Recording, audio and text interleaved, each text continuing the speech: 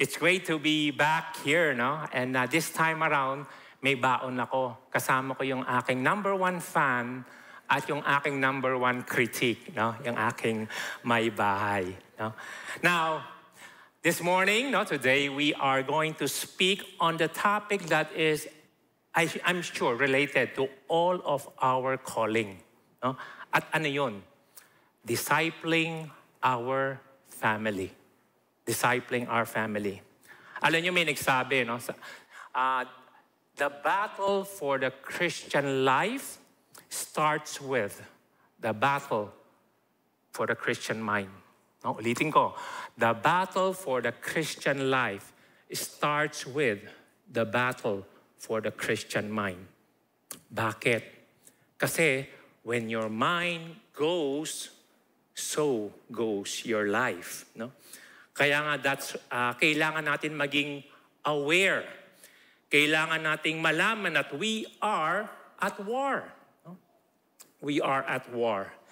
And our enemy is using all the force that he has to mess up yung ating pag-iisip. Yung ating pag-iisip. Now, Satan may not be using yung mga smart bombs, missiles, or mga drones, pero itong particular war na kasama tayo dito will surely inflict physical, emotional, mental, psychological, and even spiritual hurt and destruction sa atin at para sa ating mga anak. And the reason why I'm saying this is because yung ating kultura, today's culture and world system has weaponized everything and anything at its disposal. At yung kanyang goal, to contaminate and distort yung ating pag-iisip. At hindi lang yan. No? Hindi yan nagkakataon or coincidence lamang, but it has been systematically designed with an agenda. At ano yung agenda na yan? Anti-God, anti-family, anti-Christ, anti-life, anti-man, even anti-woman. Now, para sa iba dyan, no, maybe you're just naive or unaware. Let me tell you, saan natin nilalabanan itong gerang ito. This particular war is being fought on multiple battlefronts. In social media, sa TikTok, YouTube, FB, IG, no, makikita natin yan. In the entertainment world, sa mga movies, teleserye, kahit na nga sa commercial eh. Even in the world of business, like yung mga malls natin, no? Pharma, and even tech companies, all of them are deploying weapons of mass corruption to change yung ating belief system. And our children, yung ating mga anak, they are the most vulnerable. Bakit? Kasi they are inexperienced and they lack maturity. Alam nyo ba ano yung particular system or a value system na we are being squeezed and molded into? Whether sa negosyo, sa trabaho, sa school, no? Ng ating kultura, no? Yung salitang tolerance. Tolerance. Nowadays, ano ba yung definition ng tolerance? No? Tolerance means that we must consider a person's personal belief, yung kanilang values, attitude, behavior, or choices as valid. No? Yung kanilang paniniwala, yung kanilang pinahahalagahan, yung kanilang ugali, no, dapat ay respetuhin natin. Kaya, if there is perversion of gender, no, feeling ko, deep inside, I am not a man, but I feel a woman. No? You have to respect that. No? If a person speaks more profane words, no? You have to say, okay lang yun kasi that is freedom of expression. If yung mga ibang kakilala rin are having same-sex relationship, we are to accept them. We are to keep our mouth shut and regard them as valid. Hindi natin pwede silang ipagsabihan. If not, biglang dadami yung titira sa atin sa social media. No? You'll be labeled as what? Hypocrite, bigot, no? Judgmental. So how? How can we gear up our children, the next generation, for the battle? Paano natin gagawin yan? We'll be looking at our passage in Deuteronomy. If you have your Bibles with you, no? Open your Bibles to Deuteronomy chapter 11. And we'll be going through verses 1 hanggang 21. But before we go to that, let us bow our heads and have a word of prayer. Ama namin, nagpapasalamat po kami sa umagang ito na nandito po kami in your church that we can freely worship you. I truly pray, Lord, that you would hide me behind your cross and allow only your word and your Son, Jesus Christ, to be the light of your people who are here and who are watching this morning. May they indeed learn from what you will be speaking to their hearts and mind. For we pray this in Jesus' name. Amen and amen. So pag binuksan natin yung ating Bible sa Deuteronomy chapter 11 verse 1, no? Ito yung simula ng kwento. For 40 years, yung mga second generation Israelites were constantly wandering. Paikot-ikot sila in the wilderness. No? And at this point in time, nandun na sila sa threshold. Malapit na sila doon sa promised land. And Moses said to the Israelites, sabi niya, isang buwan na lang. No? And I'm sure itong mga second generation Israelites were very excited. Kaya lang kay Moses, it was what? Bittersweet. Because hindi siya kasama. No, hindi siya kasama. He disobeyed God's command at Meribah kasi instead of speaking to the rock, inalo niya ng 2 beses. And because of his disobedience, ang kanyang punishment, you're not allowed to enter the promised land. Kaya lang, before this second generation Israelites will enter the promised land, Moses continued to provide series of messages that God wanted His people to hear. Yung mga different laws, ano yung purpose ng mga laws, how the Israelites should live in the promised land, at sa ating chapter this morning, how parents should raise or gear up their children. You know, I kept saying, second generation. Pastor, ano ba nangyari sa first generation? Well, yung first generation, no, with the exception of Joshua and Caleb, all the men, 20 years old and above, who left Egypt during the Exodus were not allowed to enter the promised land. Bakit? Well, because during that time, when they heard, no, yung fake news, no, ano yung mga fake news dati? No?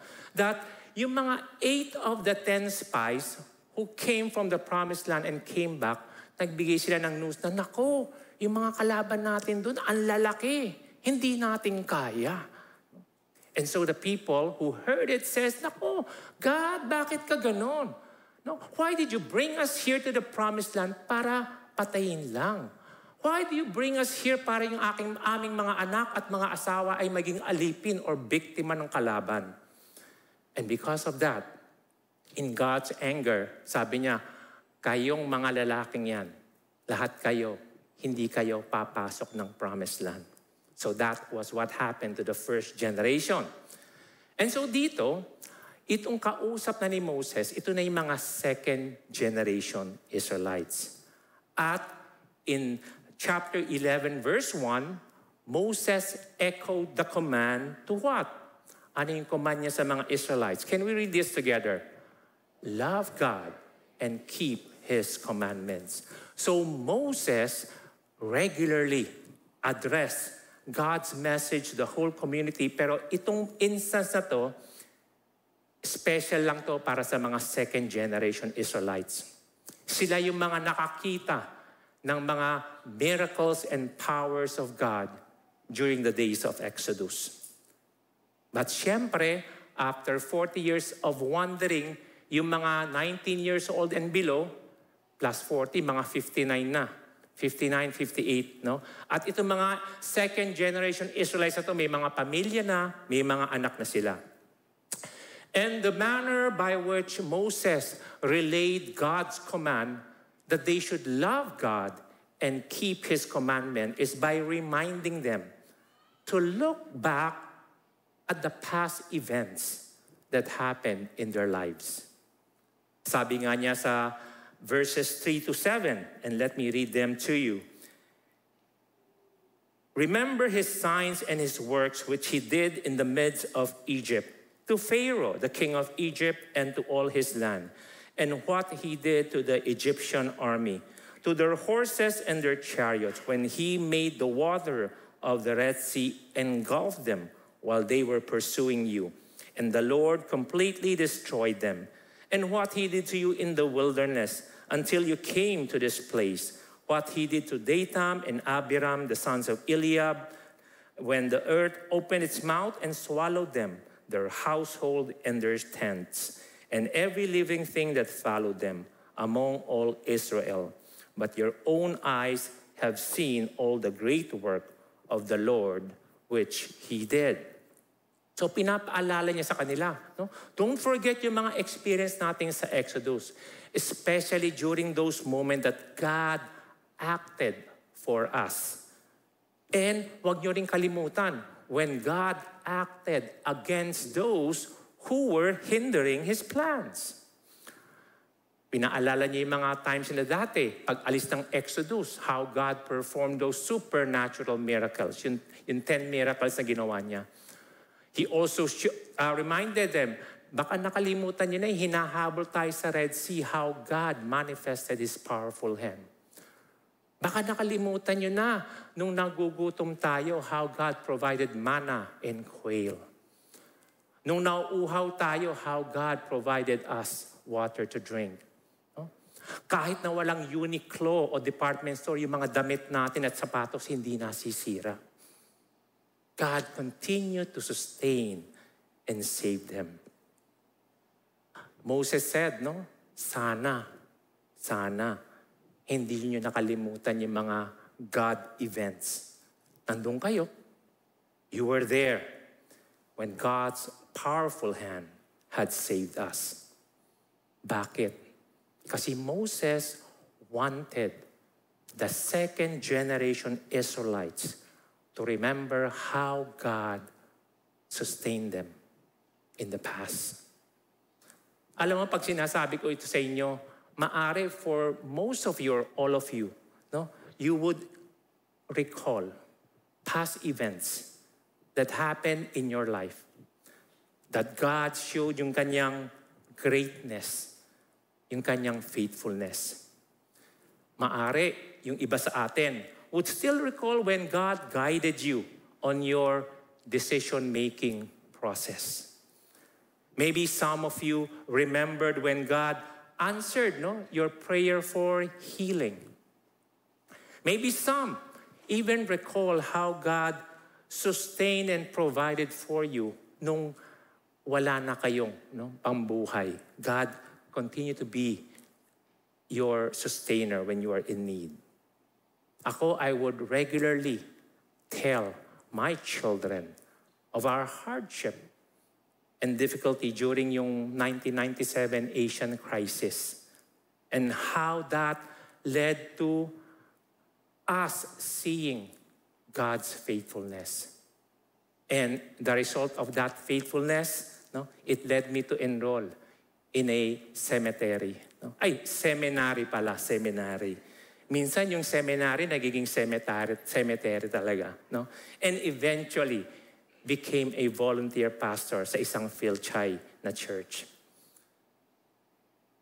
Does that bring back memories sa inyo? No? Does that bring back God's faithfulness sa buhay ninyo? Kung meron man, I'm glad you remember them. But, ito yung question ko sa inyo. Were you able to regularly share these events sa inyong mga anak? No? Were you able to share these experiences about God's faithfulness to you and your family? Bakit? No? Because narrating God's faithfulness can motivate and encourage our children to love God and keep His commandments. No? Tandaan natin, no? Sana maalala natin ikwento, kahit na paulit-ulit, how God has been faithful. Because by doing so, it can really motivate and encourage our children to love God and keep His commandments. And then, moving on, sa verse 8, Moses again reiterated yung kanyang command o yung kanyang charge. And what was that charge again? Ano yung sinabi natin kanina? Love God and keep His commandments. Inulit na naman niya. To love God and always keep His commandment. Pero this time, hindi naman siya siramplakan na uulitin na naman niya, look back at the past. No? This time around, Moses presented a picture, an image, an end result if the people of God will love Him and keep His commandments. At ano yung mga yon? In verses 8 to 9, it says there, "You shall therefore keep every commandment which I am commanding to you today, so that you may be strong and go in and possess the land into which you are about to cross to possess it, so that you may prolong your days on the land which the Lord swore to your fathers to give them and to their descendants, a land flowing with milk and honey." Unang-una, no, ano yung picture na pinapakita niya? That you may be strong. No? This 40 years na nagwa-wander yung mga Israelites, almost lahat sila mga shepherd. No? And so, how can this second generation Israelites be strong enough to conquer the promised land? Eh, puro mga shepherd yan. The Israelites became strong because God promised that He is the one who will go with them. Sabi niya, you must be strong and courageous. And His promise, I will never leave you or forsake you. Not only that, kaya naging malakas yung mga second generation Israelites in the way that they were able to cross the Jordan River. Is because of what? No? It was God who supernaturally closed the river from its mouth. And after crossing the Jordan River, the Israelites were also able, no, to defeat their enemies. Bakit? Because God promised again that He will be the one who will fight for them. You know, through the years, we have seen and heard of many stories about people, no? Sad stories about people who became what? Naging spiritually weak sila. And pag naalala ko, no, yung mga taong yan, that I know and that I even look up to, na initially they were spiritually strong. But later, naging spiritually weak na sila. I can only think of one reason. At ano yung dahilan? They did not love God and keep His commandment. Kaya nga that's one of the end result. No?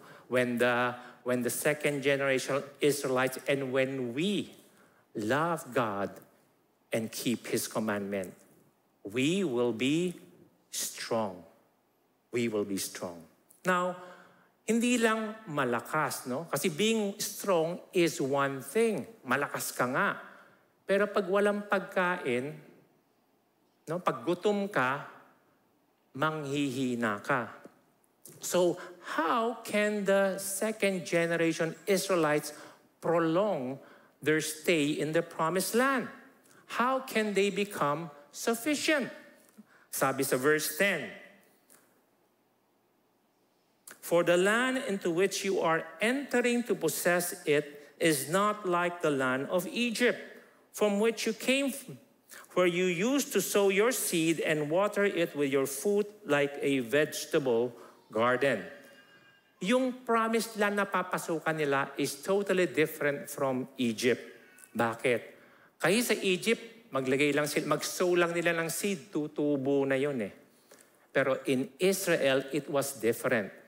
It was a land of contrast. No? May mga lugar na sobrang init. May mga lugar naman na nag-snow. May lugar na fertile, pero ang dami rin lugar na very mountainous. Ang hirap magtanim. No? But ano sabi ni God?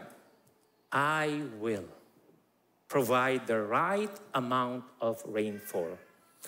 I will cause the growth of these crops. Anong ibig sabihin? In other words, God is the one doing the year-long maintenance of the land. Ayos, no? Si God na lang ang bahala. Kaya lang, may catch. No? There's a catch. And what's the catch? No? The second generation Israelite must love God and keep His commandments. No? And if they do so, ano yung end result? No? God promised, no, in verses 13 to 15, "It shall come about if you listen obediently to my commandments, which I am commanding you today, to love the Lord your God and to serve Him with all your heart and all your soul, that He will give you the rain for your land in its season, the early and late rain, that you may gather in your grains, your new wine and oil. He will give grass in your fields for your cattle. You will eat and be satisfied." The second end result, if we love God and keep His commandment, is we will be sufficient. We will be content. We will be content. So, first, no, ang gagawin natin sa ating mga anak or pamilya is what? Narrating God's faithfulness. The second way is to present. No, pakita natin yung mga end result.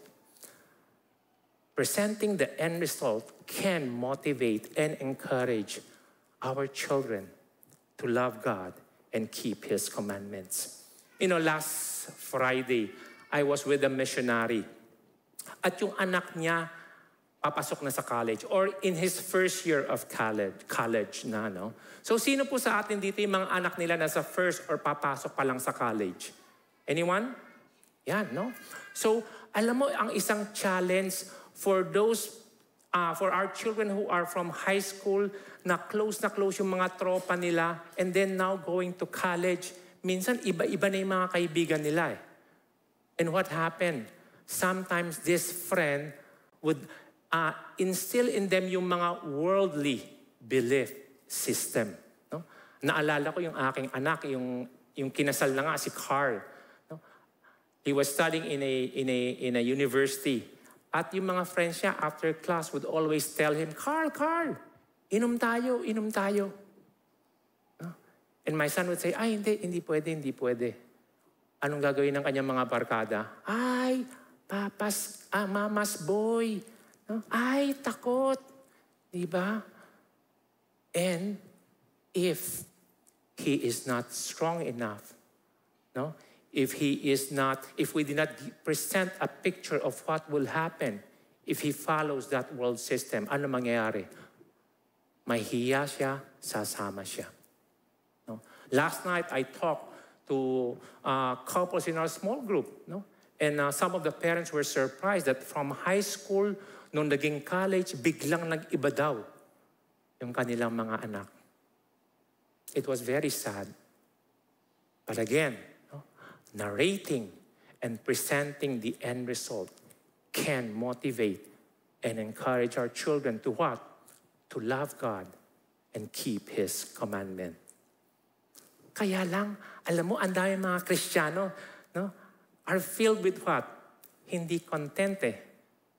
They're filled with what? Discontent. Ang dami. No? They are filled with dissatisfaction. They have become ungrateful, no, for the very blessing and abundance that God has gave them. No? Kaya nga, Moses warns them and warns us. Ano sabi niya sa verse 16 to 17? Beware that your hearts are not deceived, and that you do not turn away and serve other gods and worship them, or the anger of the Lord will be kindled against you, and He will shut up the heavens so that there will be no rain, and the ground will not yield its fruit, and you will perish quickly from the good land which the Lord is giving you. Ano yung sinasabi niya? Well, He's telling them that, alam nyo, minsan itong mga material blessings and wealth na tinatamasa natin ngayon will lead us into what? Minsan, complacency. No? Chillax na lang. Let's eat, drink, and be merry. Minsan, it will lead us into what? Covetousness. No? Alam niyo ba ano yung covetousness? Covetousness is the desire to have more and more kahit na meron ka na at kahit na makuha mo yan in an unethical manner. It will drive us minsan to become what?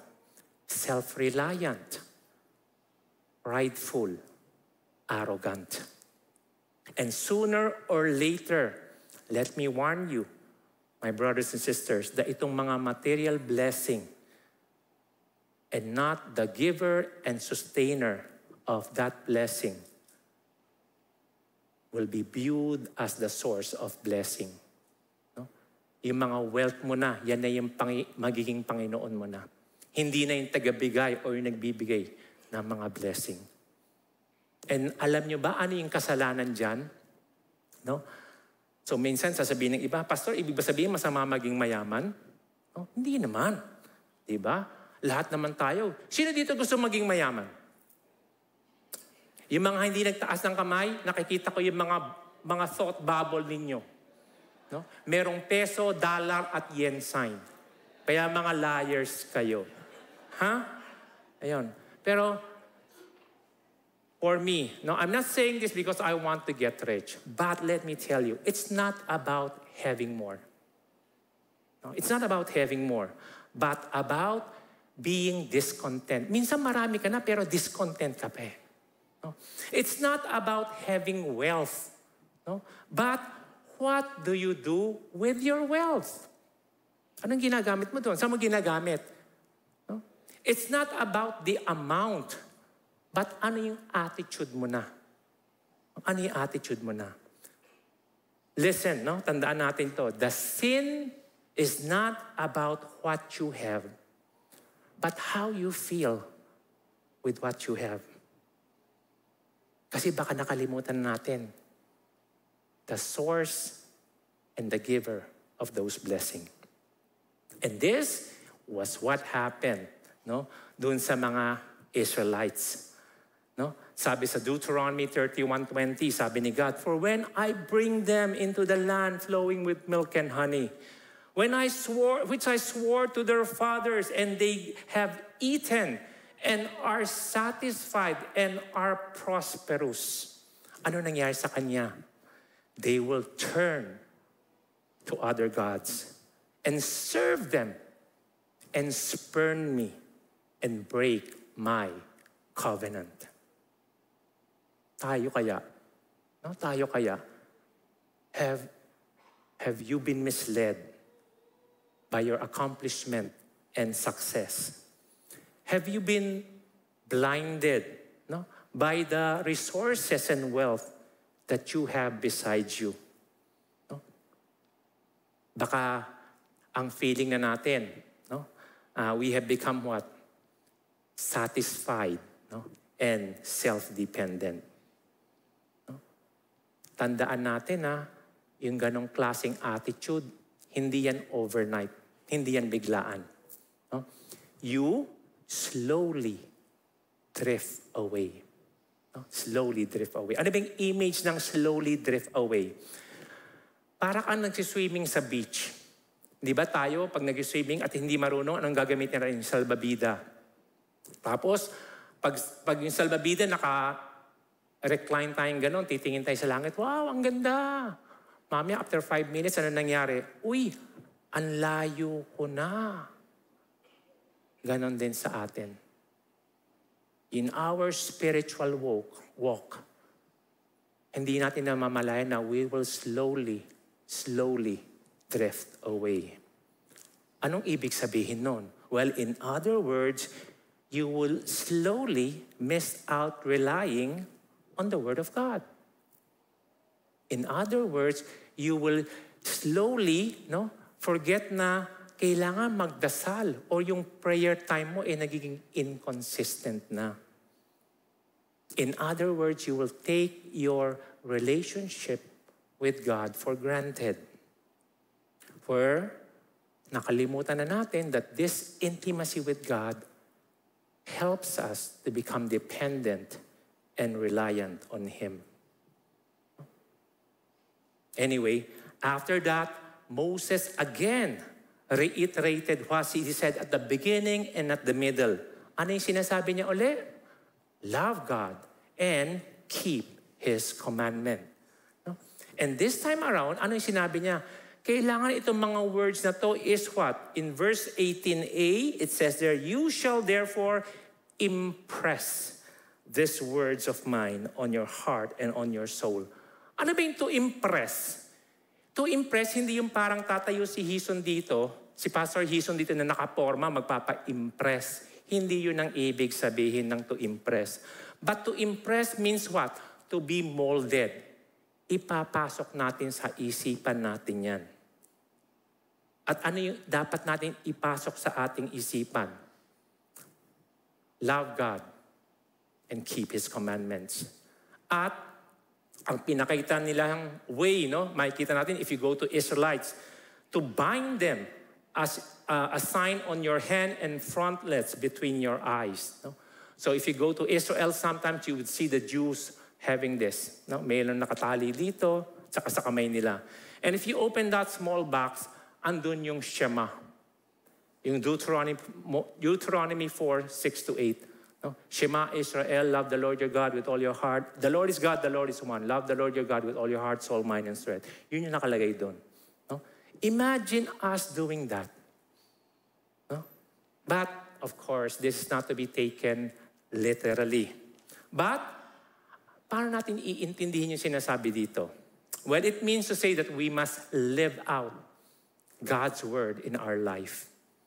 No? Kailangan lahat tayo, we should be under the power or influence of the Holy Spirit.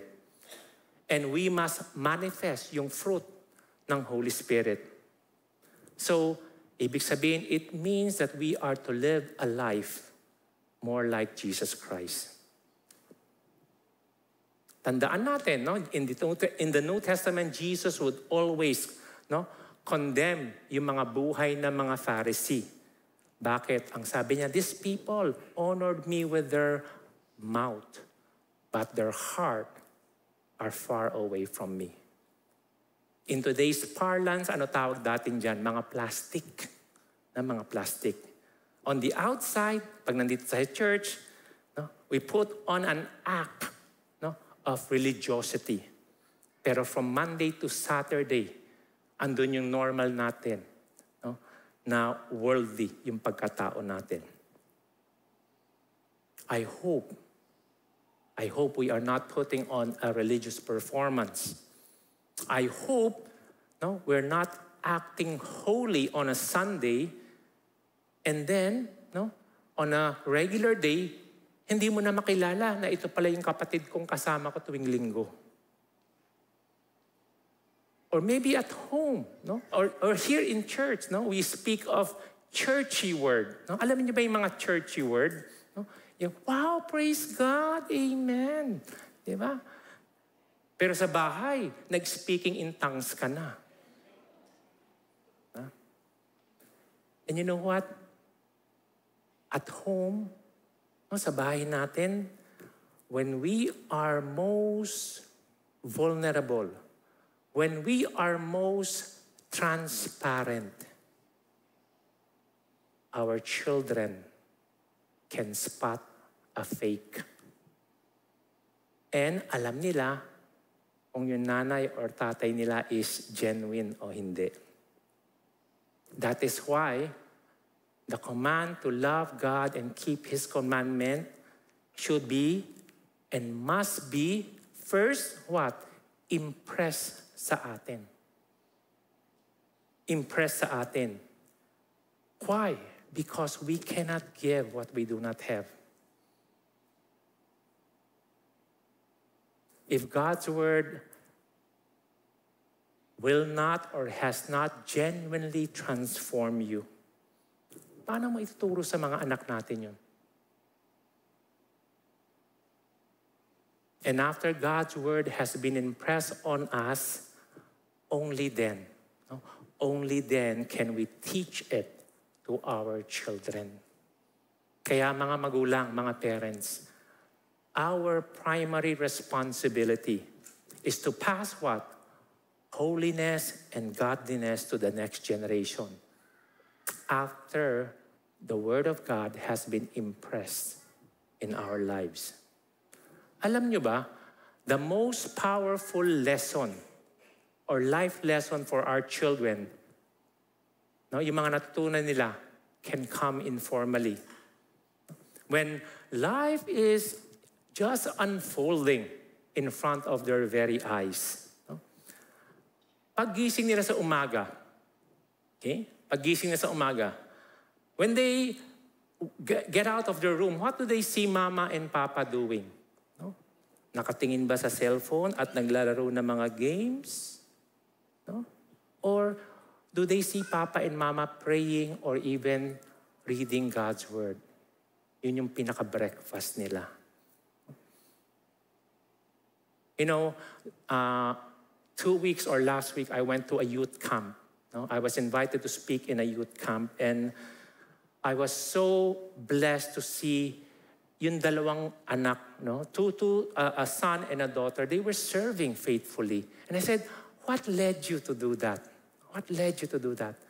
And then he pointed to me, his dad and mom, 50 years or more, still faithfully serving in that camp as well.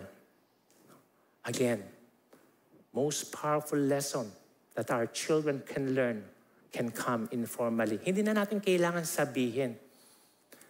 It's usually, ang sabi nga ng isang pastor, yung teaching natin is better caught than taught. Nakikita, naobserbahan nila kaysa sasabihin pa natin.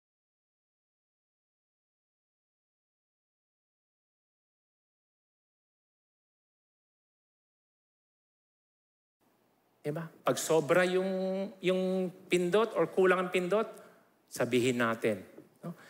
You may be eating in a restaurant, at nakita mo, uy, kulang. Anong gagawin mo? Wag mo na sabihin, anak, mahal kasing steak eh. You could be driving in your car and suddenly a motorcycle will cut in front of you.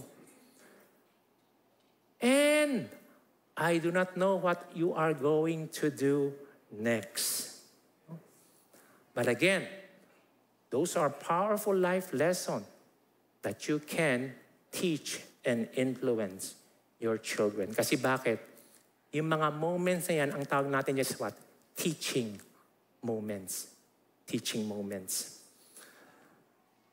You know, I would always intentionally drive my children to their respective condos. No?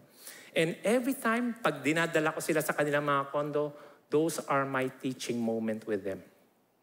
No, those are my teaching moment with them. And one time, yung isang anak ko na nag-work sa isang hospital, along the road, sabi niya sa akin, Papa, paano niyo nagawa yun? Sabi ko, ano yung paano namin nagawa? I mean, you know, 4 of us, no? Lahat kami nakatapos, pero lahat kami, no? Pag may sinabi ka, or may sinabi si Mama, we listen. No? Pag you also regularly do yung mga family time or bonding time natin. How were you able to do that?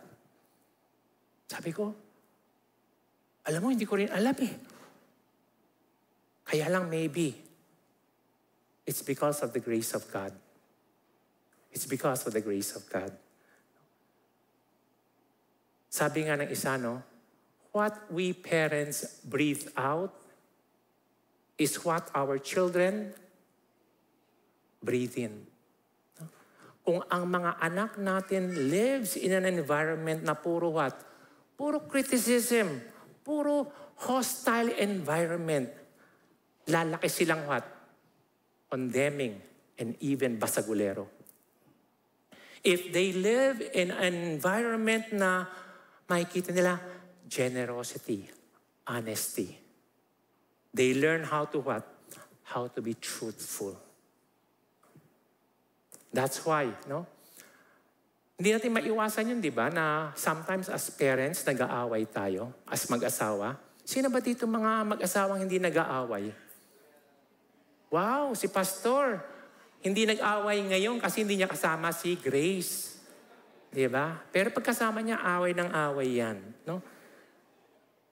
Pero let me remind you, medyo segue lang to ng konti. No? But sometimes we cannot parang run away from that na bigla tayo mag-aaway. Right? And sometimes saan tayo nag-aaway? Sa harapan pa ng mga anak natin. You know, I will never forget my daughter. When we quarreled, I saw the face of my daughter in shock. Because you know what came to her mind immediately when we were quarreling? Maghihiwalay na kami. Maghihiwalay na kami. And that is what culture is putting into the minds of our children. And so kung sakasakali man na nag-aaway tayo, hindi pala kung, if yun di ba? When you quarrel in front of the children, you make sure that you make up and reconcile in front of your children. Para malaman nila na, kahit na nag-aaway yung aking mga magulang, sila ay what?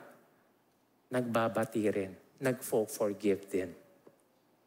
So, what I'm saying dito sa third point natin, no? Kailangan as parents, we need to what? Walk the talk. Walk the talk can motivate and encourage our children to love God and keep His commandment. No? Narrating God's faithfulness, presenting the end result, walk the talk can motivate and encourage our children to love God and keep His commandment. Kaya lang, parang drama, merong twist ng konti. No? Yet, we see in Judges, ano nangyari? No? And the people served the Lord all the days of Joshua. So ito yung mga second generation. All the elders who outlived Joshua, who had seen all the great work of the Lord, of what the Lord has done, lahat sila loved God and kept His commandment. Kaya lang, there arose another generation after them who did not know the Lord. The Christian faith is one generation away from becoming extinct. And how did that happen? dun sa mga Israelites na yon. How can they have a direct message from God? No? And a message na kailangan you should write this message in your heart. Itong message na to, kailangan you should post it on your doorpost. A message that you can see every day. Paano nila nakalimutan at hindi na ituro sa next generation? Maybe the second generation Israelites fail to tell their children. Baka nakalimutan lang nila. Maybe they did not inform them, or maybe over time, nakalimutan ng mga anak nila. Pero, you know what I think? Most probably,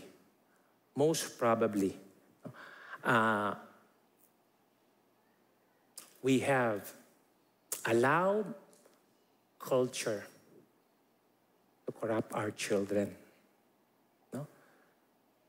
These people will begin to, sabi sa Deuteronomy 31 verse 16, these people will begin to prostitute themselves with the foreign gods of the land into which they are going. Sa time natin ngayon, what is culture telling us? No? Culture have redefined marriage.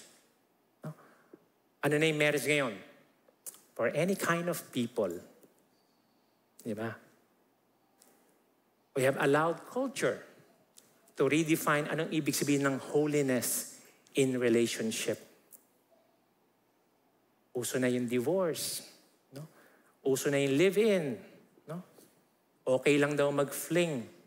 You know, in one of our sessions sa marriage prep class, a lady asked us, sabi niya, Pastor, okay lang po pa mag-fling yung asawa ko? And I was surprised by that answer.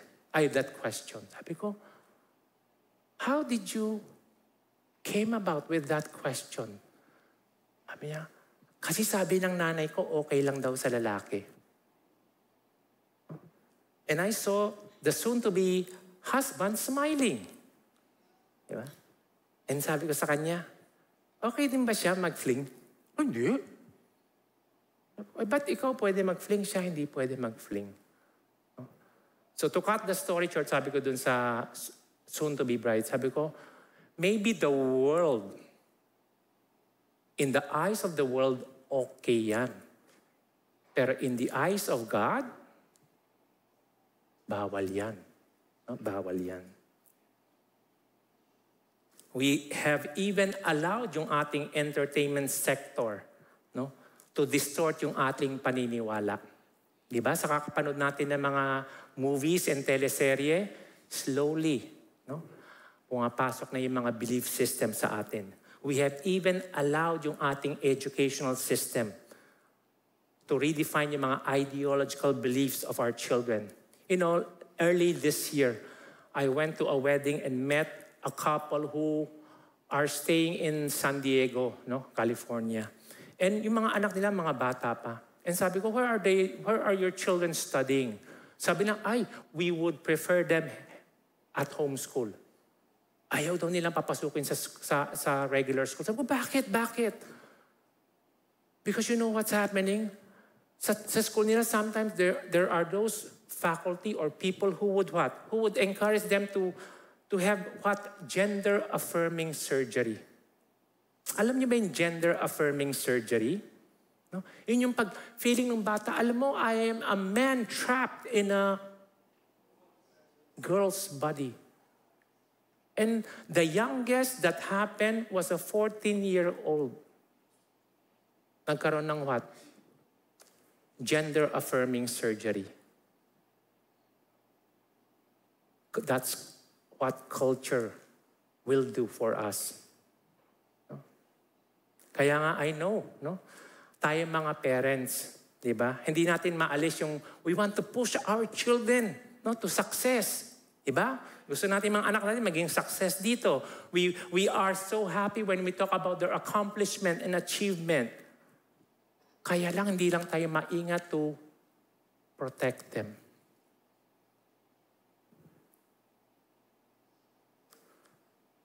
Kaya nga tayo as parents, we must not neglect yung ating tunay na role and responsibility.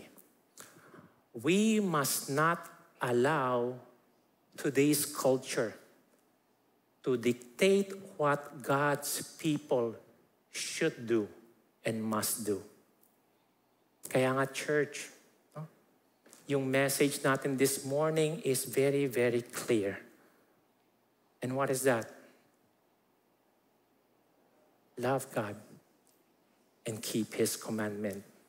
No? Narrating God's faithfulness, presenting the end result, walking the talk, can motivate and encourage our children to love God and keep His commandment. And, as an application, how can we gear up, the next generation to love God and keep His commandments? Para sa GCF Batangas, napakahalaga na dapat we should what? Strengthen yung ating what? Children and youth ministry. Palakasin po natin yan. Strengthen the church and youth ministry. And second, tayong mga matatanda, parents, we should practice the ABCs of gearing up our children. And how do we do that? How do we do that? Ano ba yung ABC? Well, ayan. A, it starts with what? Authority. At saan yung authority natin?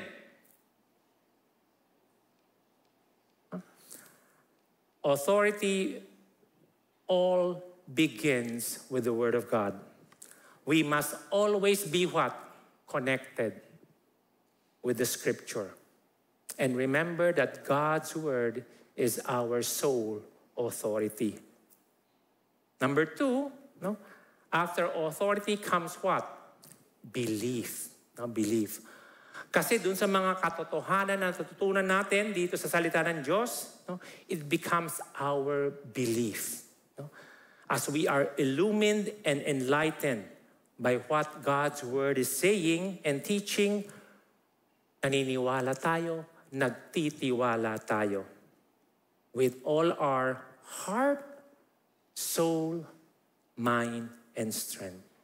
And then, from authority comes belief, and this produces what? Courage and conviction. We will never get courage from feeling. Feeling ko, matapang ako. Bukas, wala na. We can never get courage and conviction from feeling because after the euphoria subside, yung courage and conviction will eventually die down. But when we have a solid rock, a deep and intimate understanding of Scripture, this will allow us to be convicted and to be courageous, to stand firm in the faith, to be strong in the face of persecution, and because we are so convicted, ituturo natin yan sa ating mga anak. Because we ourselves have been fed and strengthened by the Word of God. So kung sakasakaling meron dito sa atin, na nawawalan ng courage, medyo nagiging weak na yung iyong conviction. There's a great possibility. It is because naguguluhan ka na or nalilito ka na sa iyong mga belief. Because the worldly belief system is distorting it.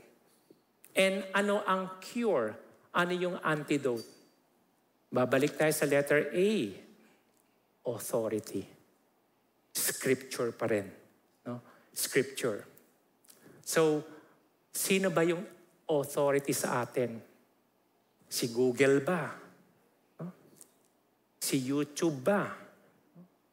Or is our authority in the Word of God? Finally, to the parents, the truth is, we cannot save our children. That's the honest truth. No? We cannot save our children. Even if we narrate God's faithfulness, present this end result, or even walk the talk, there is still a possibility na yung mga anak natin will not follow.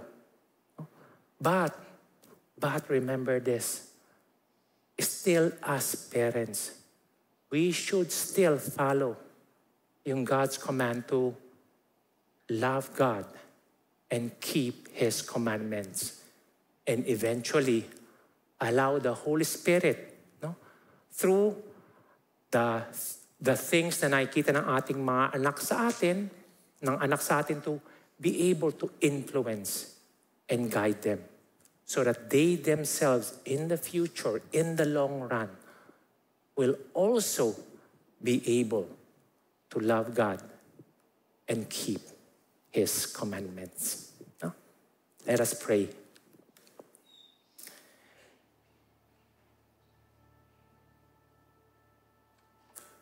Ama namin, thank you for your word. And we also know that kung we would rely on ourselves, we will surely fail.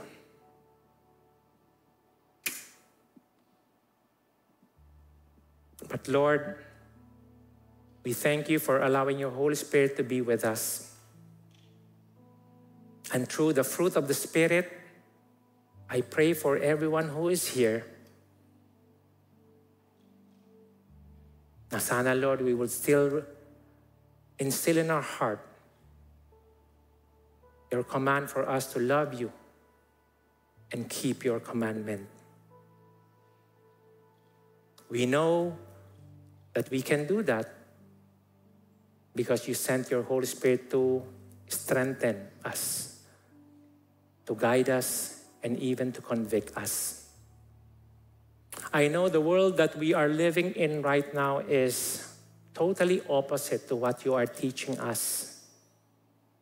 Pero Lord, I pray na sana ang iyong salita ang laging mangiral, no? To be above us, that we can hold fast to it. Kahit na ngayon, we are being challenged by the many difficulties that we are facing right now. Especially for those parents who are here that are having problems in raising up or gearing up their children. Lord, I pray for these parents na may mga ganong concern, that may you allow your word, your Holy Spirit, and even godly people to be with them, to guide them, to comfort them, so that these parents will continue to remain strong and continue to love you and keep your commandments. Sa mga young people na nandirito, I also pray for them. Because Lord, the world that they are living now is really against all what your word is saying.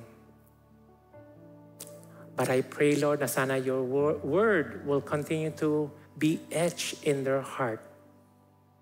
That even if their friends and colleagues would try to influence them negatively,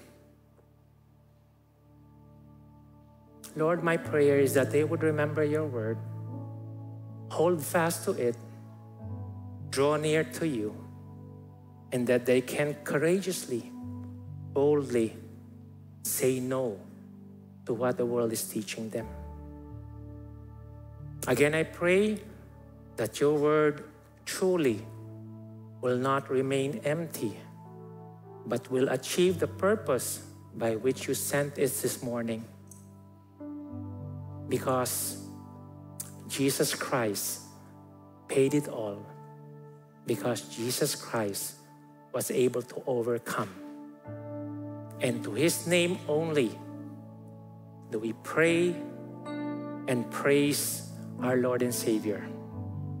And all God's people say, Amen.